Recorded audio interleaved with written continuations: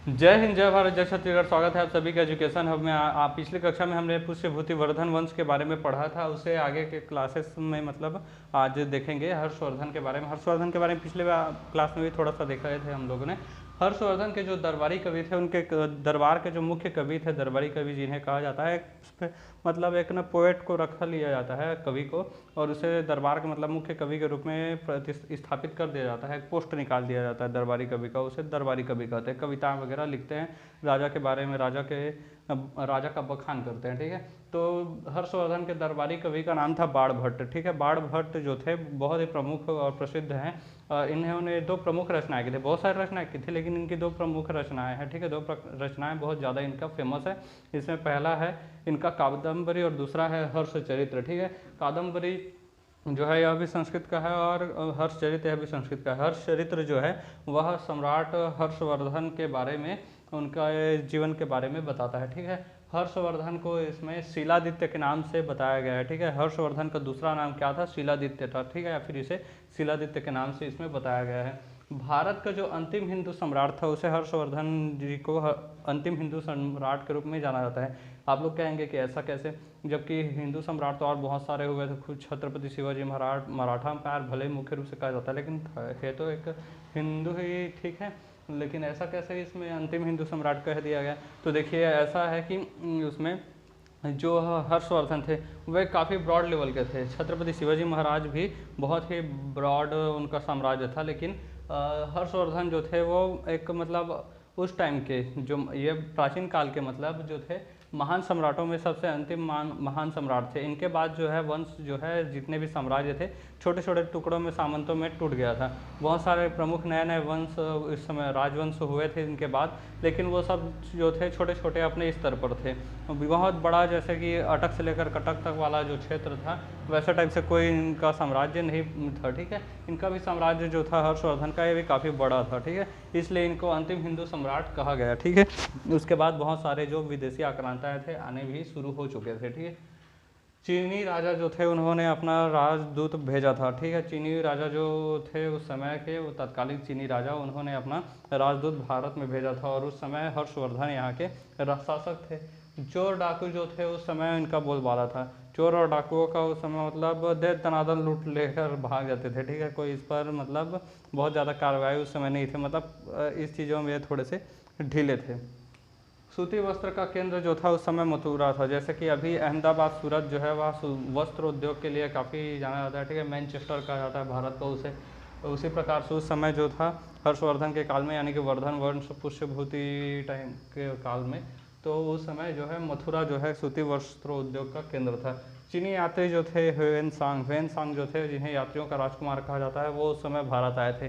629 ईस्वी में ये भारत आए थे। ठीक है, 629 ईस्वी में भारत ये आए थे हर्षवर्धन के टाइम पर।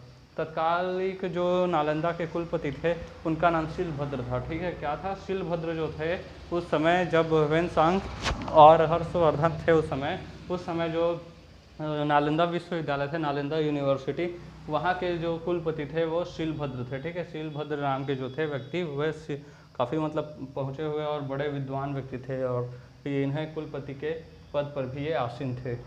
ह्वेनसांग जो थे, इन्हें यात्रियों का राजकुमार के नाम से जाना जाता है। ठीक है, शाक्य मुनि के नाम से जाना जाता है, और नीति का विद्वान के नाम से, नीति का पंडित के नाम से भी इन्हें जाना जाता है। ठीक है, किसे? ह्वेनसांग को। ह्वेनसांग ने सी यू की नामक पुस्तक लिखी थी। ठीक है, एक किताब लिखी है, उसका नाम रखा इन्होंने सी यू की। इस सी यू की में इन्होंने बहुत सारे उस टाइम के चीज़ों के बारे में चर्चाएं की है। ठीक है, भारत के बारे में इन्होंने भी चर्चाएं की हैं। बहुत सारी चीज़ें जो थी इतिहास जानने के स्रोत में हमने पढ़ा था इसे, कि लिखित जो जानकारी थे वो काफ़ी अच्छे स्रोत होते हैं, और ऐसे ही कुछ कुछ यात्री वगैरह आते गए, हमारे खुद देश के थे, विदेश के भी आते गए, उन्होंने भारत के बारे में वर्णन किया, और इसके बारे में जिसके माध्यम से हमें ये सारी जानकारियाँ मिलती हैं। नालंदा विश्वविद्यालय जो था, इसमें इन्होंने अध्ययन किया। किसने?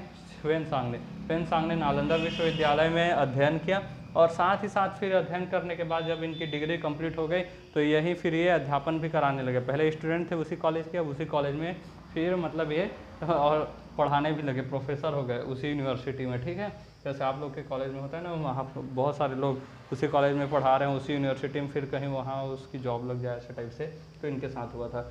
100 गांवों का जो आय था उस समय नालंदा विश्वविद्यालय को दान में दे दिया था। किसने? हर्षवर्धन ने। जो 100 गांव, जो बहुत सारे गांव इनके मतलब क्षेत्राधिकार में थे, उनमें से कुछ 100 गांव कोई बहुत ज़्यादा नहीं था, बहुत सारा, बहुत बड़ा इनका साम्राज्य था, कई लाख गांव इनके साम्राज्य में आते थे, ठीक है। तो जो 100 गांव थे, 100 गांव से जितने भी आय यानी कि टैक्स वगैरह के माध्यम से जो आय पैसे मिलते थे, उस 100 गांव का जो आय था, इसे नालंदा विश्वविद्यालय के लिए हर्षवर्धन ने दे दिया था। ह्वेनसांग जो कि जो विद्वता है उससे मतलब जो है हर्षवर्धन है काफ़ी प्रभावित हुए, और हर्षवर्धन ने ह्वेनसांग की विद्वता को देखते हुए प्रत्येक 5 वर्ष में जो प्रयाग है, प्रयाग में महामोक्ष परिषद का मतलब था, उसका अध्यक्ष बना दिया गया, ठीक है। हर 5 वर्ष में आयोजित होता था प्रयागराज में महामोक्ष परिषद का आयोजन होता था उसका, तो फिर इसे अध्यक्ष बना दिया गया। अब देखिए दूसरे देश से आए हैं, खास करके चाइना से आए, उस समय चाइना के लोग मतलब इतनी घृणा नहीं थी जिसे आज है, ठीक है, लेकिन फिर भी हमारे देश में जो ब्राह्मण थे उनके स्थान पर किसी दूसरे देश के आए हुए व्यक्ति को अध्यक्ष बना देना महामोक्ष परिषद का प्रयागराज में होने वाला, तो जो भारत के ब्राह्मण थे इस चीज़ से नाराज़ हो गए, ठीक है। भारत के ब्राह्मणों ने इनका फिर विरोध किया। कुंभ का मेला का जो प्रारंभ है हर्षवर्धन के टाइम से ही मतलब माना जाता है, ठीक है। कुंभ का मेला जो लगता है प्रत्येक 12 वर्ष में, और अर्ध कुंभ ही लगता है, वह जो है सबसे ज़्यादा मतलब 3 करोड़ लोग पिछले साल मतलब पिछले बार जो हुआ था उसमें आए थे, ठीक है। इस बार होगा तो और पता नहीं कितने सारे लोग आएंगे इस बार, और बहुत ज़्यादा मतलब उम्मीद लगाई जा रही है, और कई करोड़ लोग आएंगे ऐसा करके, ठीक है। तो कुंभ मेला जो है सबसे बड़ा मतलब धार्मिक सम्मेलन है यह विश्व का। इसका प्रारंभ हर्ष के टाइम पर ही हुआ था। हर्षवर्धन स्वयं हिंदू थे, ठीक है, लेकिन ये बौद्ध धर्म के महायान शाखा से प्रभावित थे और महायान शाखा को ये मानते थे। उत्तर भारत का सबसे प्रमुख नगर हर्षवर्धन के टाइम पर कन्नौज था, ठीक है। कन्नौज जो कि उनकी राजधानी भी रही थी, ठीक है। यह कन्नौज जो है उस समय सबसे मतलब प्रमुख नगर था, सबसे बड़ी सिटी थी, जैसे आप दिल्ली मुंबई है वैसे ही कन्नौज जो है वह बहुत बड़े बौद्ध सम्मेलन का मतलब आयोजन हुआ था उस समय। हर टाइम पर कुछ ना कुछ बौद्ध सम्मेलन, अपने अपने धार्मिक सम्मेलन आयोजित होते थे। हर्ष जो है हिंदू थे, लेकिन वो महायान शाखा को मानते थे बौद्ध धर्म के, इसलिए उस समय इन्होंने बौद्ध धर्म का सबसे बड़ा बहुत बड़ा एक सम्मेलन किया था, और इतना बड़ा सम्मेलन था कि इसे 5वीं बौद्ध संगीति के नाम से भी जाना जाता है। हालांकि 5वीं बौद्ध संगीति कभी हुई नहीं है, लेकिन इस रूप में इतना इसका लेवल इतना बड़ा था कि इसे 5वीं बौद्ध संगीति के रूप में जाना जाता है, ठीक है। हर्ष ने उत्तर भारत को पूरा जीत लिया था, ठीक है, लेकिन इन्होंने कभी भी कश्मीर को नहीं जीता था, ठीक है। कश्मीर को अपने क्षेत्र में ये नहीं मिला पाए थे, लेकिन पूरा उत्तर भारत ये जीत चुके थे कश्मीर को छोड़कर। दक्षिण भारत अभियान इन्होंने शुरू किया जाए कि चलो आप दक्षिण में जाकर उत्तर को पूरा जीत लिया, अब दक्षिण में जाकर अपना साम्राज्य विस्तार करते हैं। लेकिन नर्मदा नदी के तट पर इनको पटक पटक कर उठाकर पटक कर फिर उठाया और फिर पटक पटक कर ऐसा मारा कि इन्होंने चालुक्य शासक पुलकेशिन द्वितीय ने, ठीक है, तो चालुक्य शासक पुलकेशिन द्वितीय ने इनके दक्षिण का जो अभियान था उसे फिर सपना जो था सपना ही रह गया, ठीक है, उसे विफल कर दिया दक्षिण अभियान को। किसने? पुलकेशिन द्वितीय, जो कि एक चालुक्य शासक थे, उन्होंने नर्मदा नदी के तट पर हर्षवर्धन को हराया था, ठीक है। इसकी जानकारी जो है इन्होंने कर्नाटक में ऐहोर अभिलेख बनवाया, ठीक है, कर्नाटक में ऐहोर अभिलेख बनवाया। इस ऐहोर अभिलेख में इन्होंने जानकारी दी है कि नर्मदा नदी के तट पर हर्षवर्धन को पुलकेशिन द्वितीय ने हराया है। 647 ईस्वी में हर्षवर्धन की फिर मृत्यु हो जाती है। 647 ईस्वी में हर्षवर्धन की मृत्यु हो जाती है। इनके संतान थे मतलब, लेकिन ना इतने कोई मतलब योग्य टाइप के नहीं थे कि ये मतलब राजा बन सके, ठीक है। तो इसके बाद जो है वर्धन वंश का जो है समाप्ति हो जाता है, वर्धन वंश यहाँ से खत्म हो जाता है, पतन हो जाता है।